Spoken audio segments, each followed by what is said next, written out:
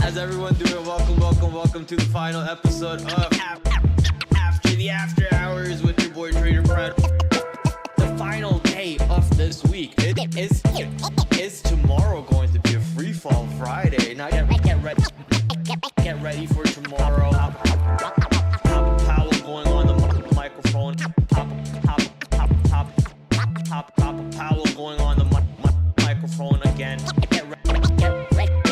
Get ready for tomorrow. So I do have a watch list ready, but if you guys are ready, hit that like and subscribe. Hit that like and subscribe. Thank you guys for all the love. Thank you guys for all the support.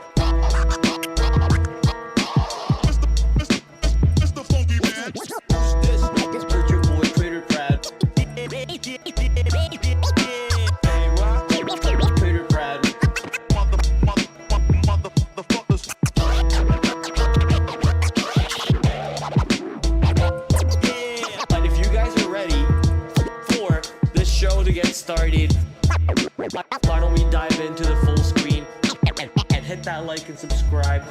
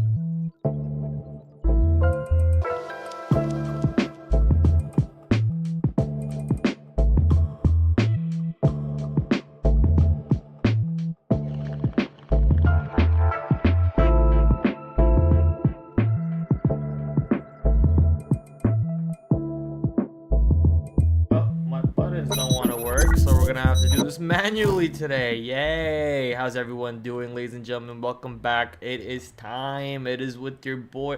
Hopefully I didn't quit OBS. Oh god.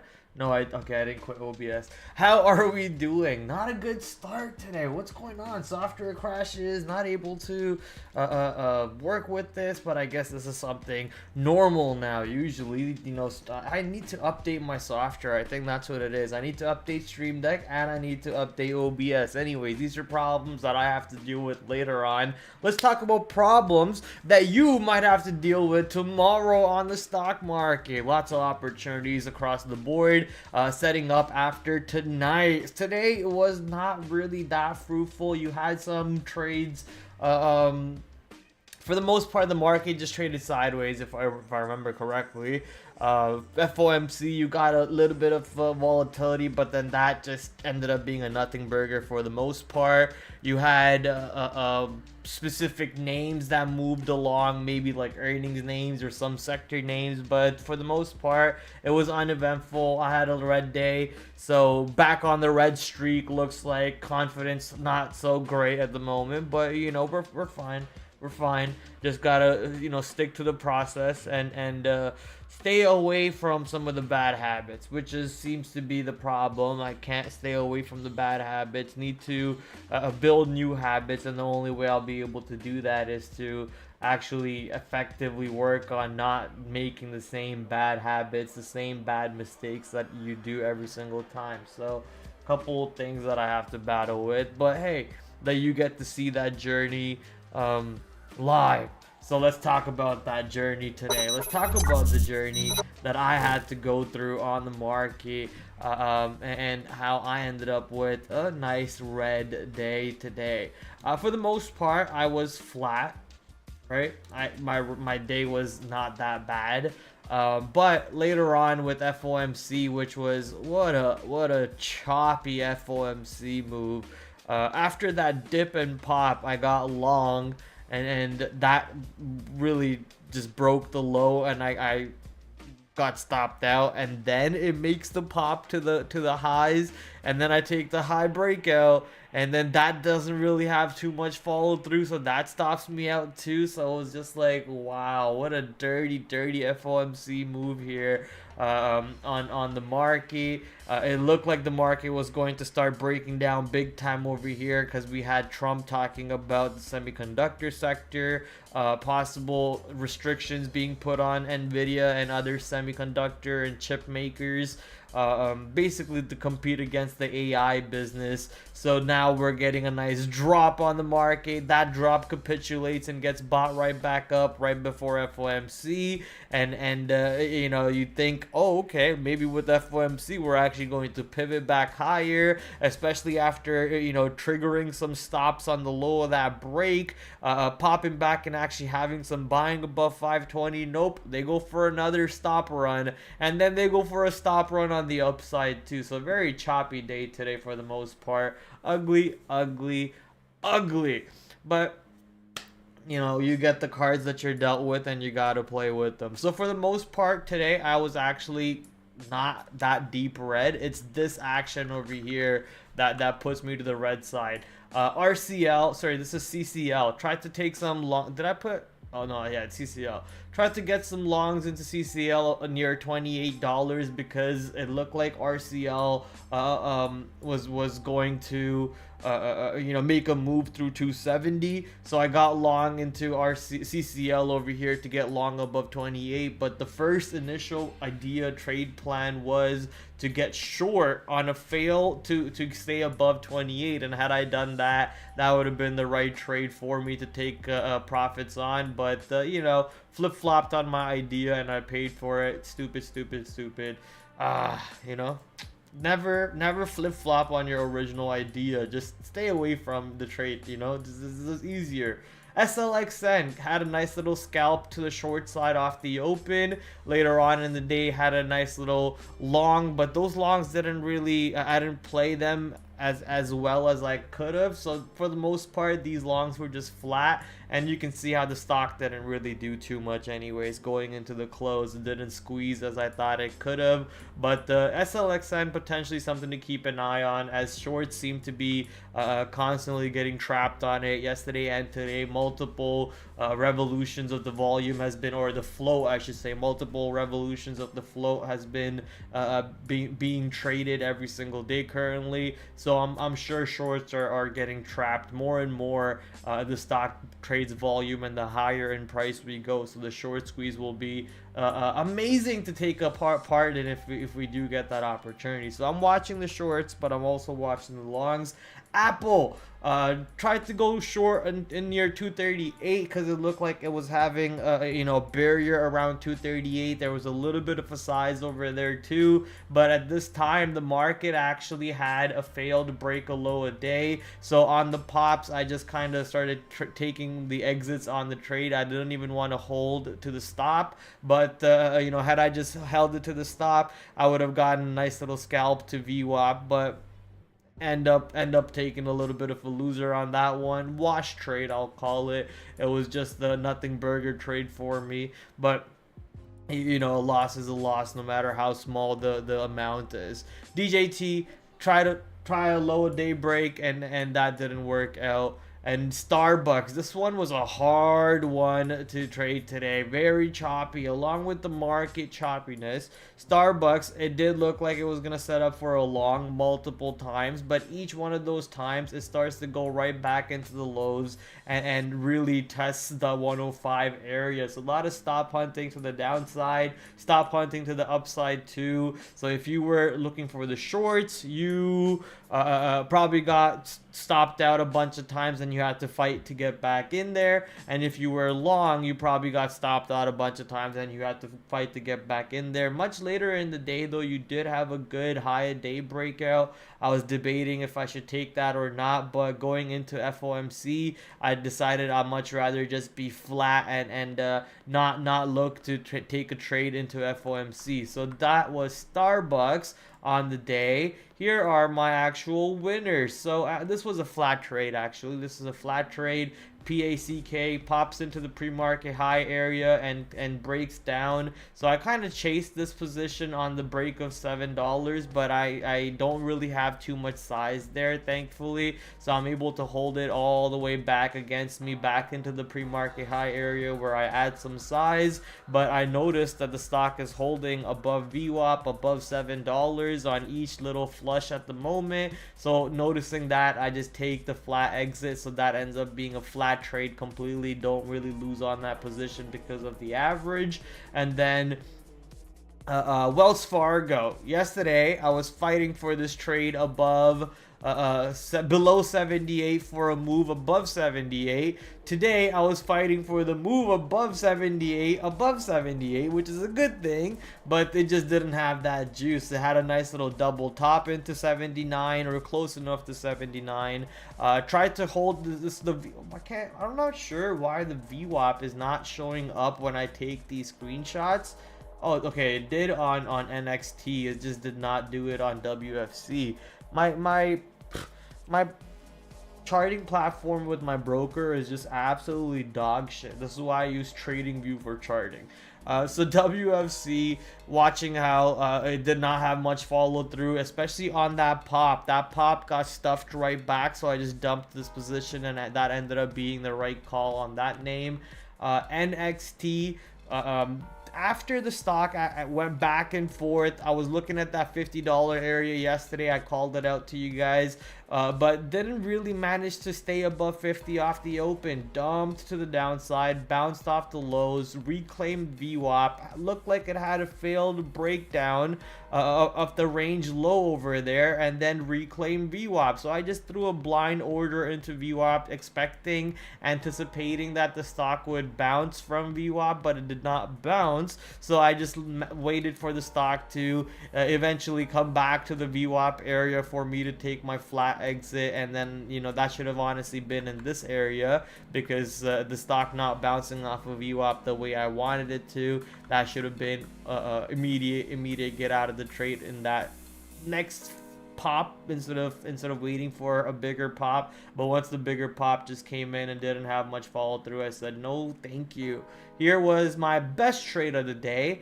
Baba long was insane. Very similar to Nvidia's long yesterday. From you know how Nvidia had that bounce from day one low, so Baba had a bounce from yesterday's high, and just clean, I wouldn't say capitulation, maybe you Bella scalp or something, but bottomed out into yesterday's high and gave you an awesome long to build into, that I pretty much rode all the way into almost $100. I was expecting more than $100, but it didn't really give me that. Much later I took that $100 breakout, and that ended up giving me a quick little scalp and a flat exit later on. But boy, oh boy, look at that short on Baba going into the close. Wow. What a way to start and end the Chinese New Year for Baba today. Happy Chinese New Year for anyone who is Chinese in the chat. So that was basically my day. Right? Not anything to write home about. It is a very sad day, sad week again. Probably going to end as a sad month. Starting off the year not so hot, but on the right track so far. Hopefully, we'll see if we're on the right track or not.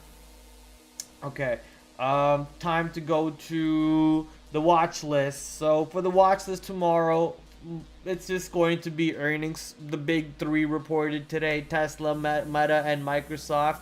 Meta didn't do, actually Meta did make a new all-time high. I'm trying to remember. Tesla did pop back to 406. Microsoft, I'm not sure what Microsoft did, but IBM was a good pop today in the after hours on the earnings report. So we got a bunch of names over here that are moving around on the ER. Woo, nice pop on IBM, International Business Machines, popping into, what is that, a new all-time high now, 240.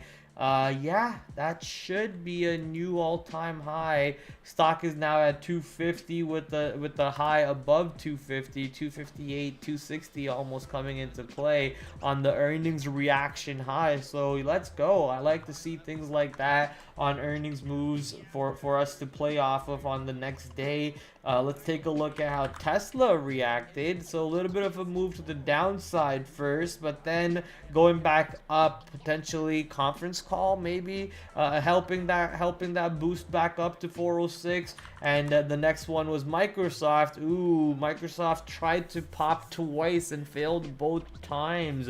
So it looks like a slam to the downside on MSFT. So these are the big three that we're gonna care about earnings reports tomorrow. Barkey wants us to take a look at A-Lab.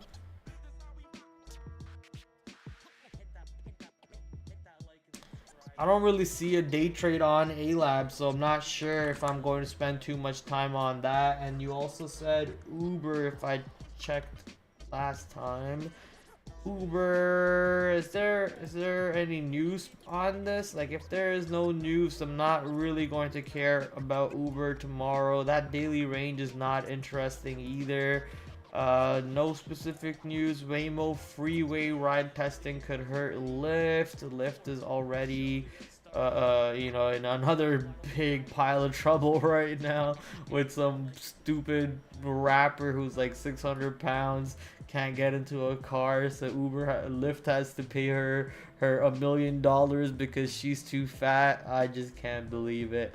I just can't believe it. Anyways, coming back to Uber, I just don't see a trade for tomorrow, so really not going to spend too much time on some of these names that are not really setting up for a day trade, because that's what I'm looking for, right? I'm looking for the day trade opportunities, and I think that's going to really come from the in-play names for me, and those are the earnings names. So let's quickly go take a read at how Tesla reported earnings. Tesla reported fourth quarter revenue up 2% year over year, 25.71 versus estimates 27.26. So missing estimates, but still growing by 2% year over year. The company reported fourth quarter earnings per share of 73 cents per share versus 76. So missing EPS also. Automotive revenue down 8% year over year. Tesla said its revenue was impacted by growth in energy and services, growth in vehicle deliveries, and higher regulatory credit revenue. Reduced selling prices had a negative impact. Reduced selling prices had a negative impact? Shouldn't it have a positive impact? So, not sure how you know, the market read that as a positive thing. You know what, chat? I'm trying something here. I want to try something. Let me see what I can do here. Go to Grok. Go to Grok. Give me the market. What is the sentiment of this earnings report? I want to remove the Tesla price action part. Maybe we leave that in there cuz you know what, I want to see this. I want to see how this works. The sentiment. Tesla's fourth quarter earnings report can be characterized as a mixed with several underlying nuances. So negative, positive, market reaction. Overall, while immediate financial results were underwhelming, the focus on future growth and technological advancements and cost efficiencies provide a counterbalance, leading to somewhat positive sentiment and the short-term market reaction.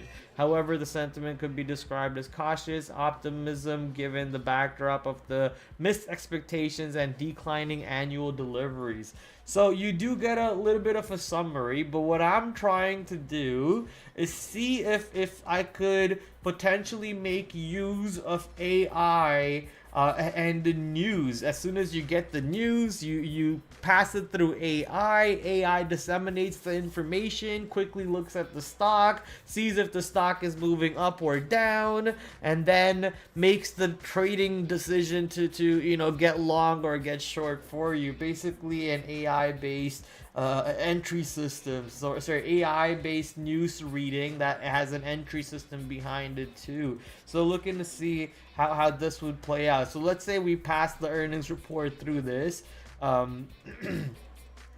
Based on the report you just analyzed. How you spell analyze? Analyzed. Would you go long or short right as the report comes out?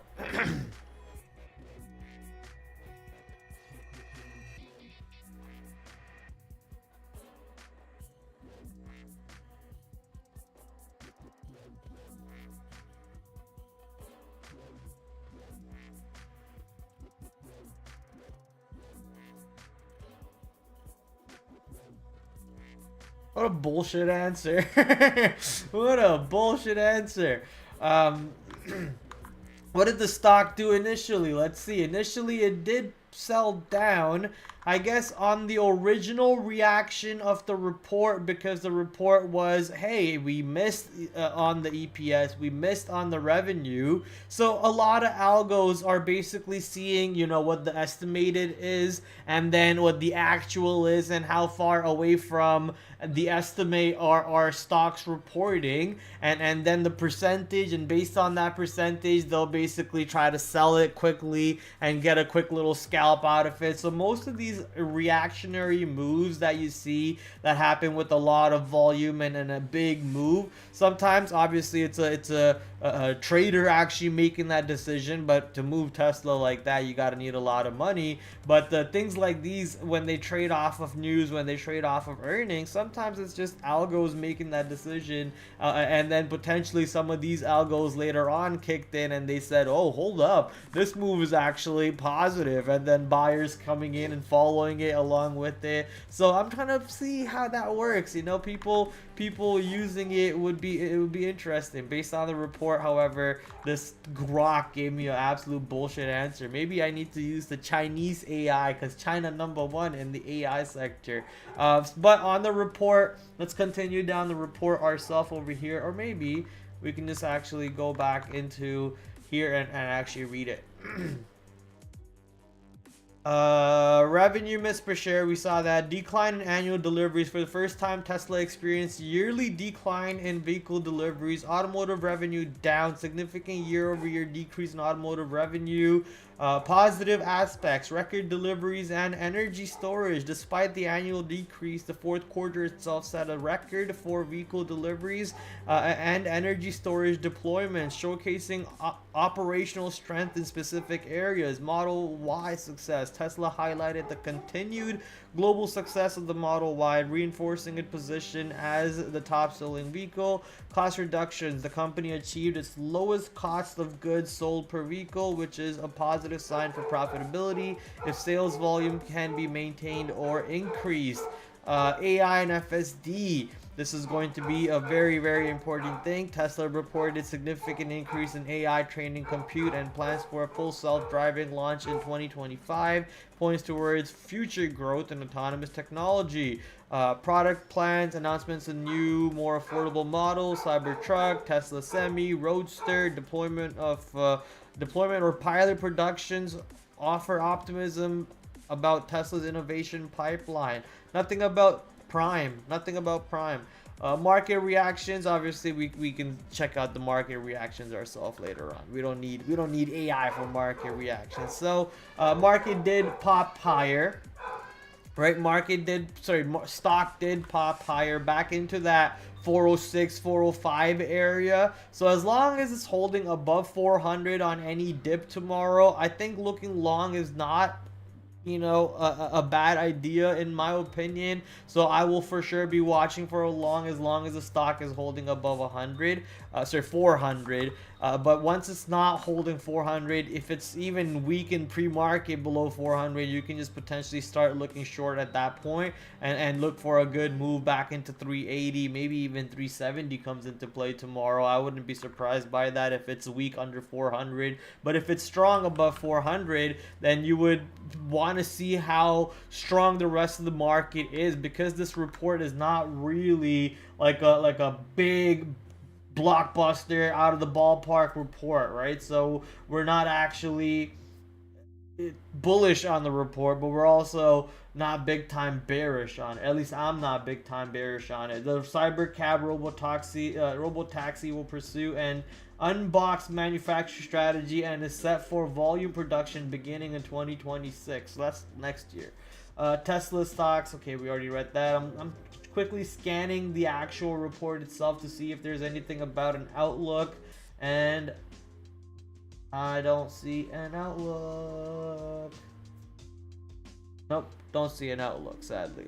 So that's the story for Tesla. 400 under over, sadly, is going to be the only game plan for me on that one, because the rest of the levels are just like, okay, you got, you know, resistance here, you got the CPI anchored VWAP, you have the this one is the delivery numbers anchored VWAP. Now you have the earnings anchored VWAP coming in. The previous earnings anchored VWAP is at $360. So, you know, it's now the question is, does the stock go all the way back down here, or does it go all the way back down to the 200-day moving average, something that Nvidia recently did and is trying to hold above the 200-day moving average? So questions over there that you want to be asking yourself on Tesla if you are bullish. Where can Tesla really go if the bears start stepping in off of this earnings report? I'm surprised I don't see anything about the outlook.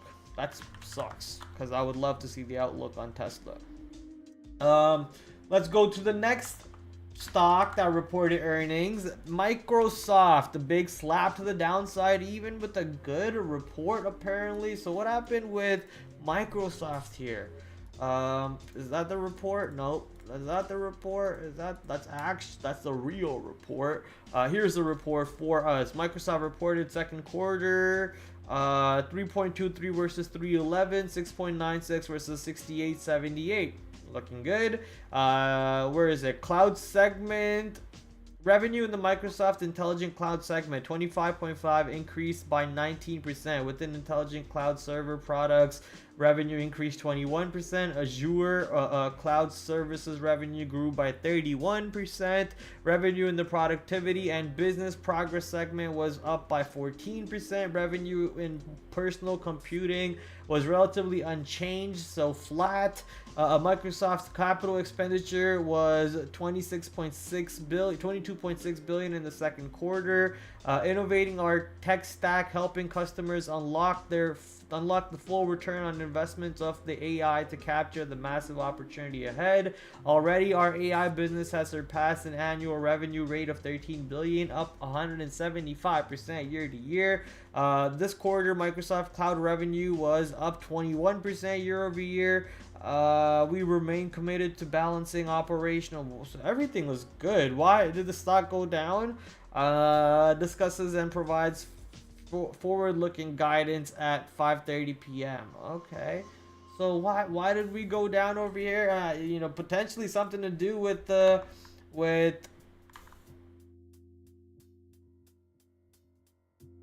conference call. Does it line up with the conference call? The selling is that 5:55 is not 4:30. Or no, 5. Okay, yeah, 5:30, and after 5:30, which is I guess after the conference call, they just dumped it. Is that possible? I guess it's possible. On my way back home though, I did see something about Microsoft losing in their cloud business, but Benzinga just told us that they are doing good on their cloud business. So there you go. Cloud revenue misses expectations. Oh, so they're growing, but they're not growing as expected by the analysts. So that because of that, Microsoft taking a little bit of a ride back into the 200-day moving averages area, 420, 418. So not really going to be extremely bearish into these support zones that Microsoft has spent a good amount of last Q in 2024 spending above. So not going to be overly bearish. In fact, if we drop much lower on what seems to be a growth report, I mean, how much money did you make this report? 323, right? So I'm not looking for a bearish move at all. In fact, I'll look for a long.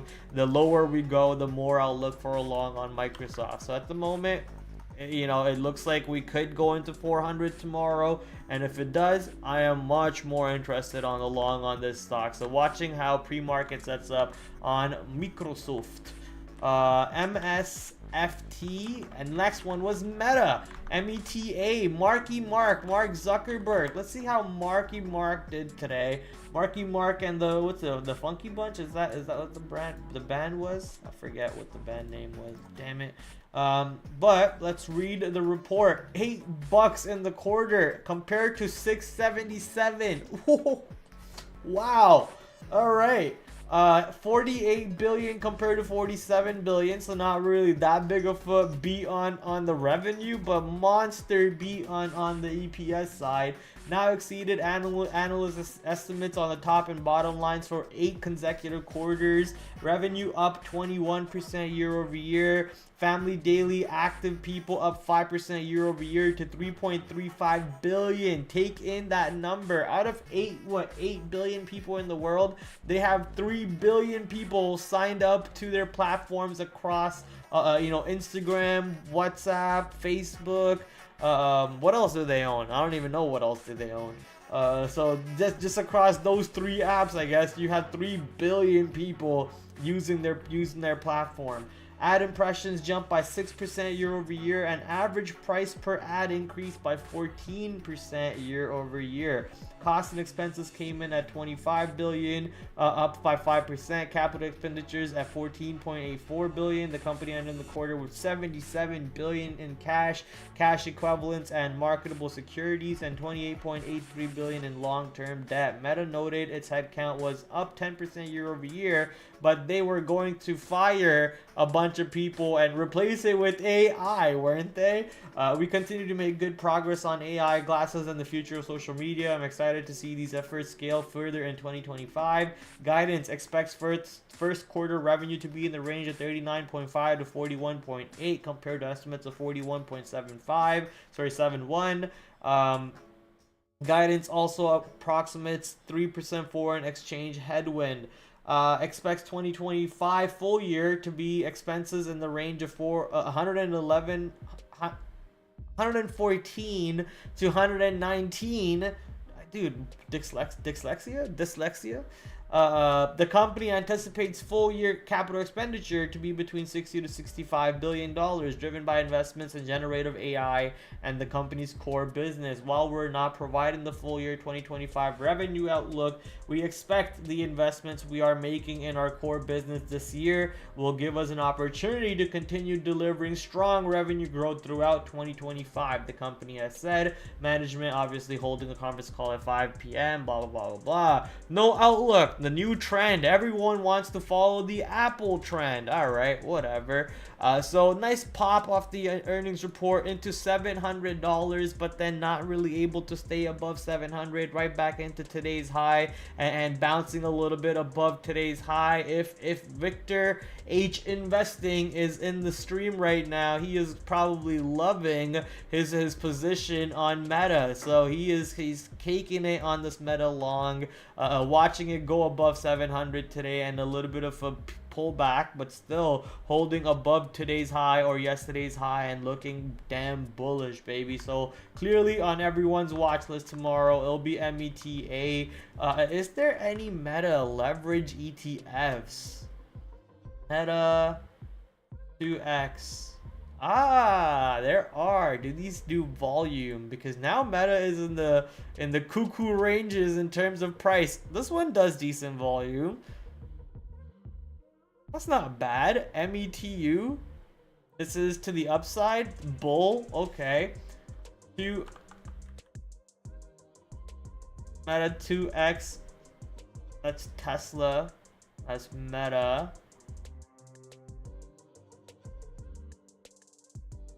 FBL is another one. All right. FBL. That's Nvidia. These are just 2x. None of them are Meta. God damn it, I want Meta. So we have FBL and METU, and both of them are actually the long side. Is there no short side? That's got to be MicroStrategy. Yes, MSTR. That's CVOE. What market is that? Is that on the Amex? That's not a legitimate stock, is it? That's 34 million MSTU.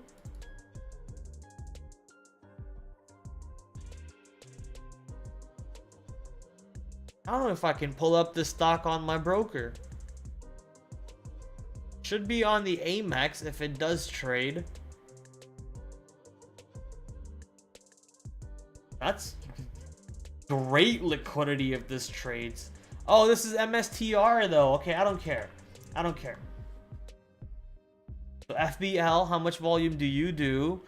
2 million, not bad. So 2 stocks that I can potentially add to my watch list to keep an eye on. FBL.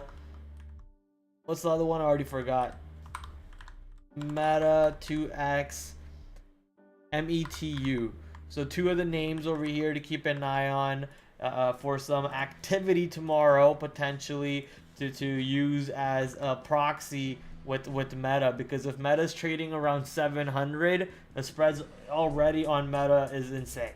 The spread already on Meta is insane. So I'd much rather control my risk by trading on METU. IBM all-time high, going into all-time high on an earnings report. I do have to read the earnings report, so we'll quickly go do that right now because I don't want to form a bias. I guess you really don't want to have a bias, right? Maybe don't read the earnings report so you don't have a bias. But no, I do have to read the earnings report. I want to see what made IBM pop the way it did over here. So let's quickly pop to the Benzinga. If you are interested in this awesome tool known as Benzinga, go check out my Linktree page and get 10% off by clicking on that button right there on Linktree. Benzinga reporting that IBM had 3.92 per share compared to 3.75, 17.55 versus 17.54 compared to same period last year of 17.38. IBM revenue for software up 10%, consulting revenue down 2%, infrastructure revenue down 8%. Closed the year with double-digit revenue growth. I mean, okay, sure. Why did you... Okay, whatever. Software, blah blah blah blah blah. AI, quantum computing. You know, they're just use the buzzwords. Up nearly 2 billion year over year. We focused on our strategy, enhanced portfolio, and our current innovation. We are fully well positioned for 2025 and beyond, and expect revenue growth of at least 5% and free cash flow of about 13.5 billion. I don't see anything on this report that makes me think, oh, okay, like you deserve to do that. I don't see anything on this report. Catch it? No.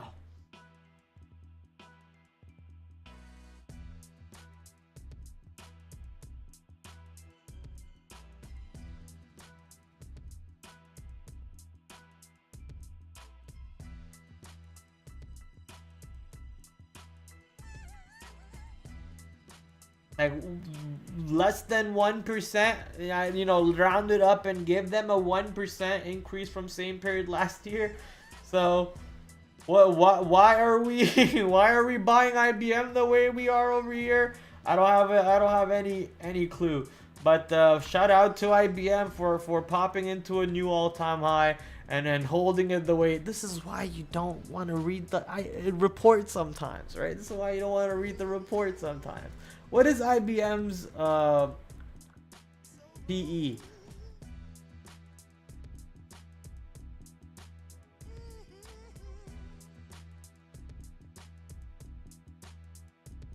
I don't know.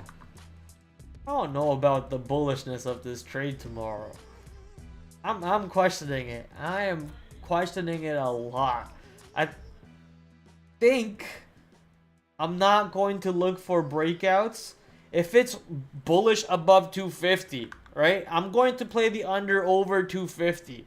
So if it's you know, staying strong above 250, then I might look for longs on dips. But if it's bearish under 250, I might look for shorts on pops. But at the end of the day, I don't have to do anything on that name, right? I don't have to do anything. I don't think the report was as good as the reaction on this stock, so I'm a little puzzled on it. At the end of the day, follow the price action, right? So 250 under over is going to dictate the price action for me. Lam Research LRCX, another stock that reported today, pre-market, after hours. Where is the all-time high on this one? 120, 112, and we actually popped into $80. Nice little pullback. Holding above today's pre-market high area. We're holding above the monthly VWAP, or around the monthly VWAP also. Not really seeing too clean of a pattern for the long side at the moment. You know, it did pop off the earnings reaction, but then later on it just kind of capitulated and just slowly trickled back to the downside on light volume. It looks like no buyer came in and wanted to buy any of these levels in front of $75, $77. So very, very weak reaction after the initial pop. So you might want to question the validity of the buyer in the first place. If the stock does manage to, you know, reclaim some of these levels over here, like that $80 area, the $79.50 where the earnings VWAP is, there could be a trade over there to keep an eye on. But based on that reaction, I'm not seeing too much. Wolf reported earnings today also, but you know, the stock is at like all-time lows, and with the move that the stock just did, you know, it just looks like another nothing burger move for Wolf. So not gonna care about that one too much. WDC, are you stuck in the range at the moment, WDC? Aw, that's gonna bore me to death. So probably not gonna care too much about WDC tomorrow either. Let's continue down the list. The list is now going into some of the names that report tomorrow pre-market. You got UPS, MasterCard, Southwest, even Caterpillar. Not that I forgot, I just didn't see Caterpillar. So let me put Caterpillar on the watch list. That boy usually gives you a decent trade. Mobileye, ooh, MBLY, Mobileye reporting tomorrow. That's going to be a fun one. Maybe Comcast if you're interested in Comcast. But Mobileye, Caterpillar, Southwest Airlines, MasterCard. I don't think I'll be trading MasterCard really, but MasterCard and UPS, some of the names that are going to be of interest that report pre-market for you YOLO option gamblers on earnings. Apple reports tomorrow, so you might want to keep an eye on that. Obviously Intel, Visa, as you can see on the board here, but Apple, that's the big one. That's the big one. Speaking of which, monster move on Apple again. Shout out to Apple. AAPL Prad, come on. Monster move on Apple again, bouncing and right back into today's high, showing you that these buyers are very, very adamant on taking Apple to greatness again, making Apple great again, making America great again, making Apple great again. I love it. I'm a genius. Boeing, I don't care about Boeing. Lockheed Martin, that was a good trade. We talked about that one yesterday, and it set up kinda like what I thought it would, breaking below today's low or yesterday's low and gave you a decent enough short opportunity. But don't think we're gonna find a trade on that tomorrow. AT&T pulled back. Logitech, what did you do? 2 million shares, probably low liquidity. Starbucks, yes, that's the one we want to talk about. Starbucks, which was very choppy, managed to blast off later on in the day. So it'll be interesting to see how Starbucks trades tomorrow, without a doubt. I'm actually going to set an alert off the earnings anchored VWAP on Starbucks, where the price trades the earnings VWAP. And then when it does, I want to be alerted. That way I can see, hey, is there buying in this area, or is it just blowing through the earnings VWAP and you know, selling off? So I want to see how it behaves. If it does, there could be a good day 2 opportunity. So that's going to be the important level. I already have an alert, so I'm just not even going to bother throwing any, you know what, maybe that's pretty cool, huh? You can see how not really the original pop high, but later on where the seller was kind of stepping in, is where the stock has now had the value support, right? The value resistance later on in the day is now the value area low. So value area low coming in around that 106 area. You have the earnings VWAP around 106.50. You have today's VWAP at around 107.50. So good multiple reasons to keep an eye on to this 106 pocket to see if buying can step in somewhere on the dip, and then once you get long, potential, you know, run back into 110 and a quick little $4 per share long for us to capitalize on. So very interested. I will put in 106 as a support area. If it starts holding below 106, I might be questionable. I'll be questioning it for sure, but then you can see how 105 is actually where the real support came in today, right? I would have known that because I was trading it. So 105, potentially you could have that as your final line in the sand, but I ideally don't want to see the stock below 106. Boeing, not gonna care about that one tomorrow for sure. RCL, 3-bar breakout. If this is a 3-bar play breakout on RCL, then you want to see the stock basically you know, opening kind of around today's low and then going into today's high and then breaking out of today's high. If CCL wants to keep showing you buying above 28 because RCL is blasting off, then you can potentially look for a long on CCL too. But I might just go ahead and delete CCL off my watch list just to stay away from the nonsense, right? Why even bother? It's just not even worth it. Stay away from the garbage, and you know, there's way better trading opportunities later on. AAL might actually give you a breakout long back above 1750, to be honest. So potentially throwing in an alert on that bad boy. You know what? No, I don't care. It's not gonna have volume. Why would I even bother? Just don't. I don't give a fuck. Oh, energy names are going back up. That's pretty good.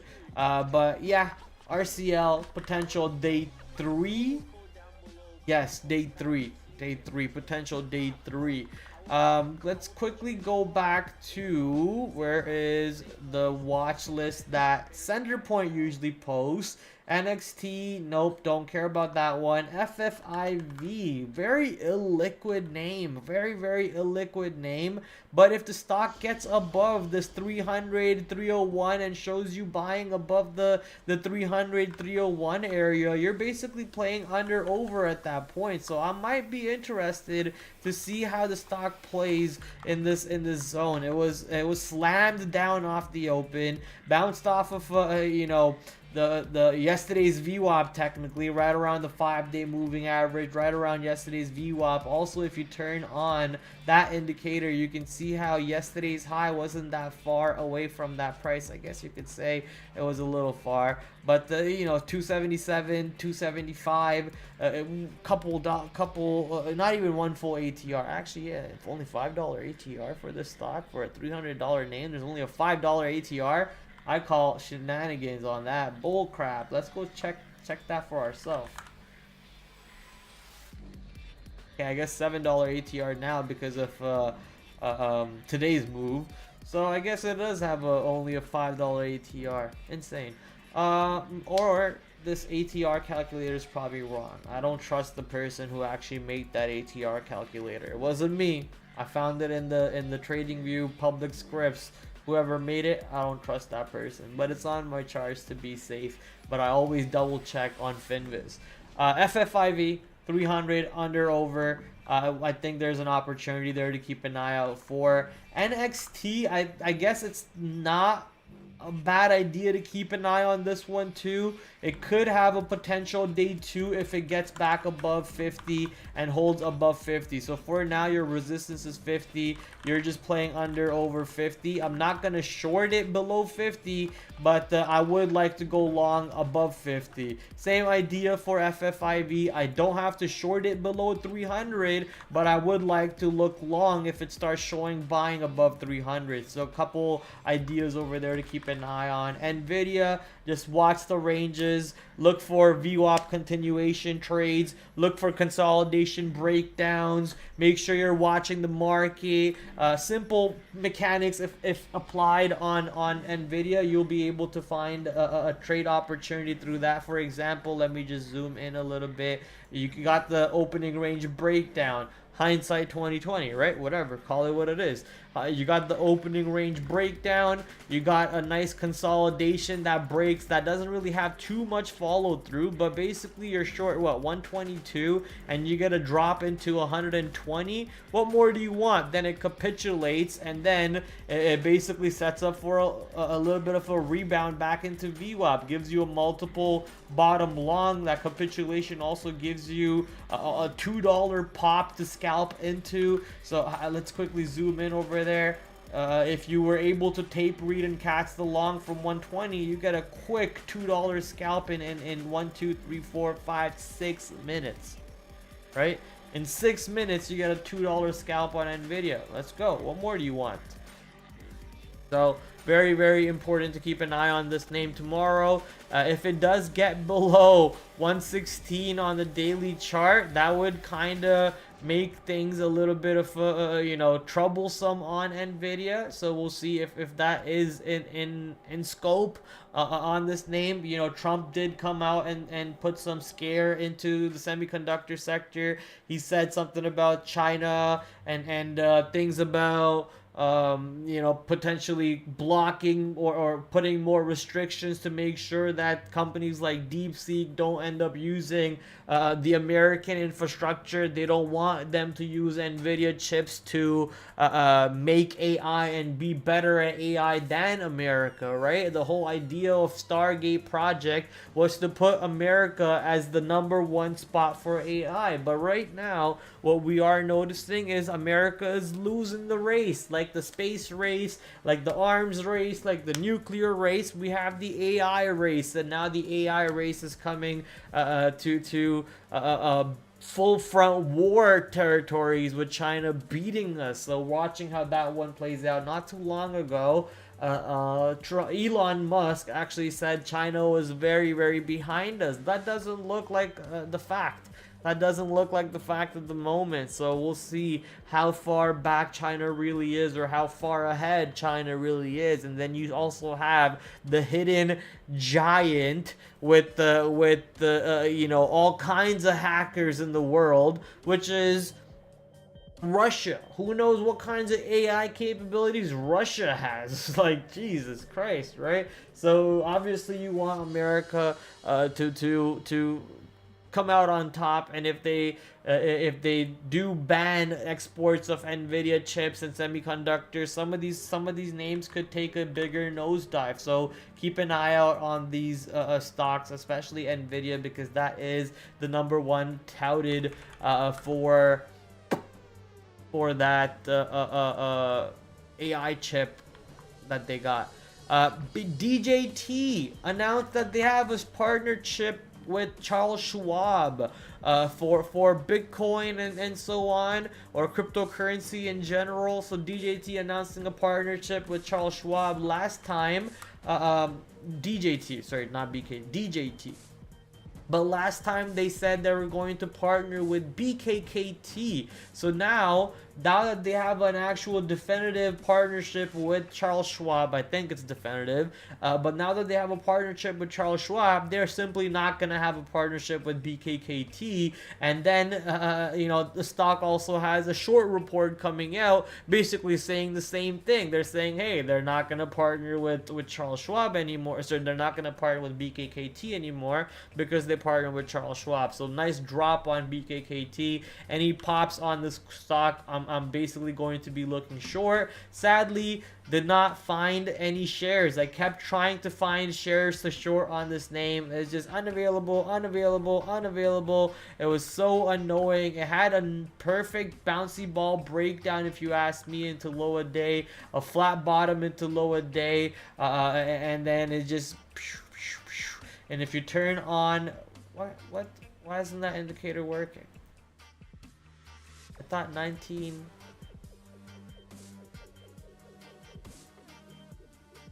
Never mind. I was gonna say, for some reason I was expecting $18 if I was gonna short $19, but why was I expecting 18? Oh, that's right. I was expecting that because of the pre-market low. I was like, oh, if I do take this breakdown, I could get $1 per share for not risking too much.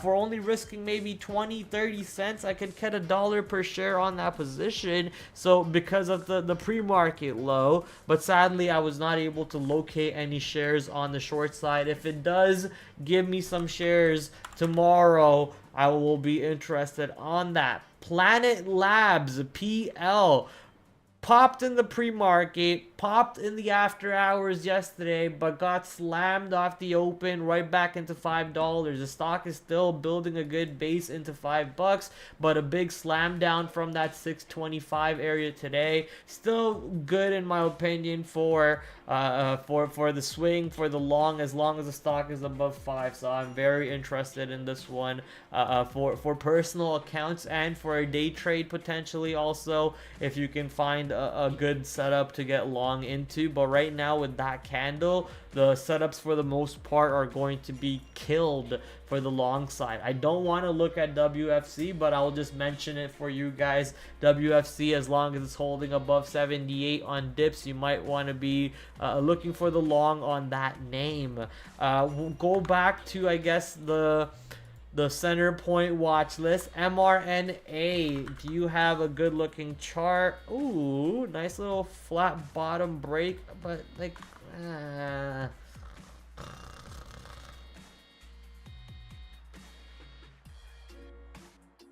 yeah, I guess sadly that's all we have, ladies and gentlemen. There's no real,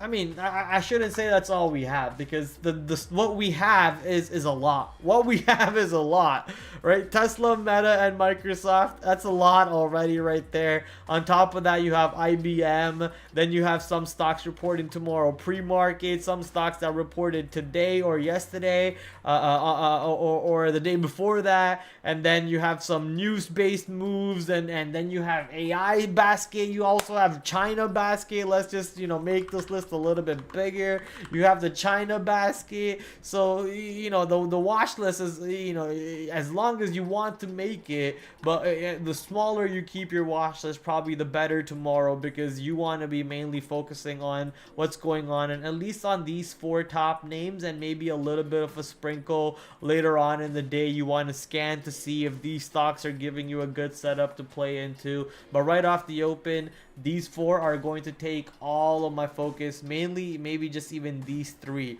So these 3 are just going to be the glued. I'm going to be glued onto those tapes, and I'll be recording those tapes too, so I can study them later on, study and see how they move. But for the most part, that is all she wrote for today's stream. I talked about my trades, I talked about the watch list. Let's go take a look at the economic calendar, econ calendar. Obviously, we had FOMC today. Tomorrow, you have the jobless claims at 8:30. PCE coming out at 8:30. Fed balance sheet after market close. Pending home sales at 10 o'clock. So not as active, but still jobless claims should be moving the market. No, these numbers haven't moved the market as much recently. I shouldn't say that. They actually moved them pretty well the last time. CPI, the job numbers, they did move the market quite well. So if they do move the market back up, I mean, that would be good, right? The market got a big scare recently with the whole deep sea craziness. But with FOMC today, with jobless numbers tomorrow, potentially market looking to reclaim some of those losses and go right back up. Actually, I think the market has already reclaimed those losses. Yeah, we are right back to, I guess I shouldn't say right back because we were here, but we're almost right back on the S&P, on the QQQ. We are almost back on the S&P 500 also. So nice little round trip on the market, gave people a good dip buy opportunity. That was a 2% drop, but a 17% drop on Nvidia, right? Great dip buy opportunity on Nvidia over there for anyone who was looking for it. Hopefully you guys had some fun. That is basically all she wrote. Hope you found some trades, some opportunities that you planned for.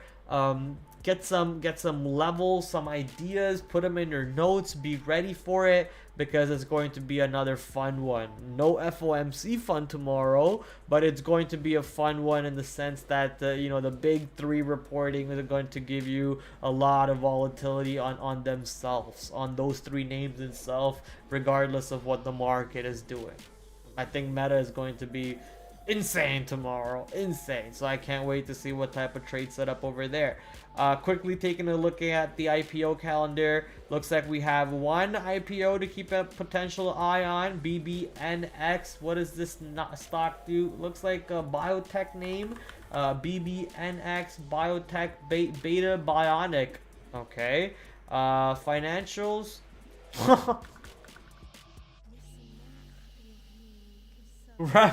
What are we looking at here?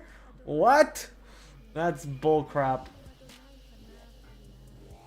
Commercial stage.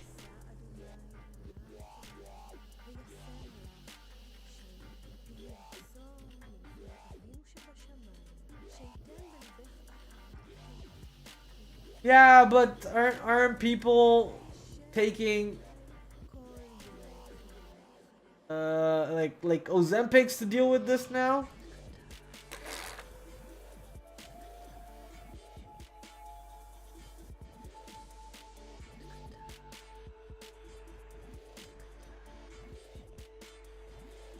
Okay.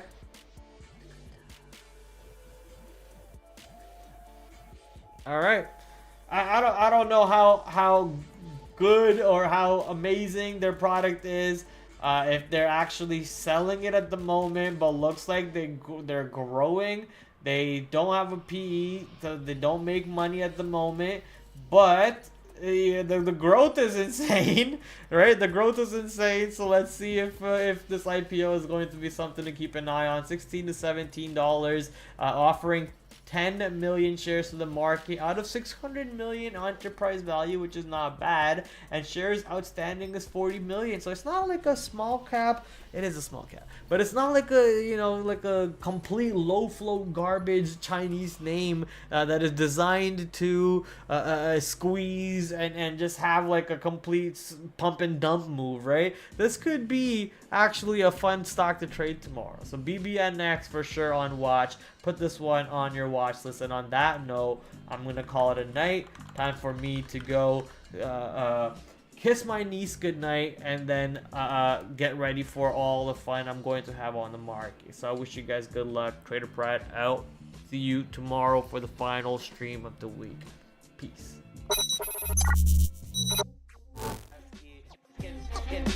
Get destroyed. Get ready for trade off of.